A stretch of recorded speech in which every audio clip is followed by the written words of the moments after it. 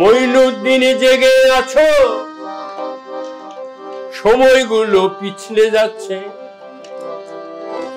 মঈনুদ্দিন জেগে আছো, সময়গুলো পিছলে যাচ্ছে। মঈনুদ্দিন জোর পাচার, ধর্ম এখন মানুষ খাচ্ছে।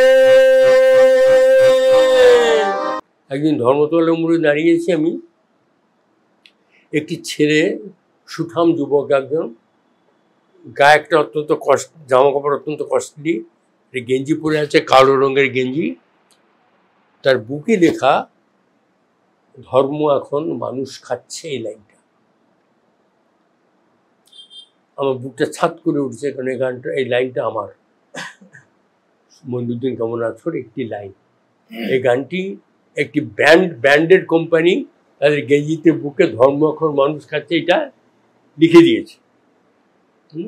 ও ছেলেটাও আমাকে চেনে না, আমিও ওকে চিনি না, আমি কি আর পরিচয় করলাম না। এইটুকু থাক না, এই অপরিচয়ের এই দূরত্বের সৌন্দর্যটাই থাক।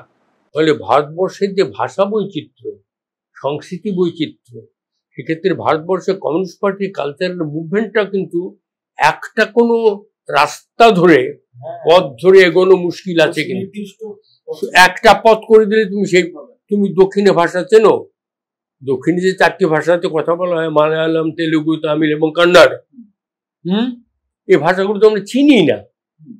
তাহলে উত্তর ভারতের সঙ্গে দক্ষিণ ভারতের কোনো মিল নেই, পশ্চিম ভারতের সাথে পূর্ব ভারতের, সিন্ধুর সাথে আগরতলা ভাষার কোনো মিল নেই, ত্রিপুরা ভাষার কোনো মিল নেই, চরিত্রের মিল নেই, খাদ্যাভ্যাসের মিল নেই, সংস্কৃতির মিল নেই। এটা একটি জাতি সমূহের একটি রাষ্ট্র।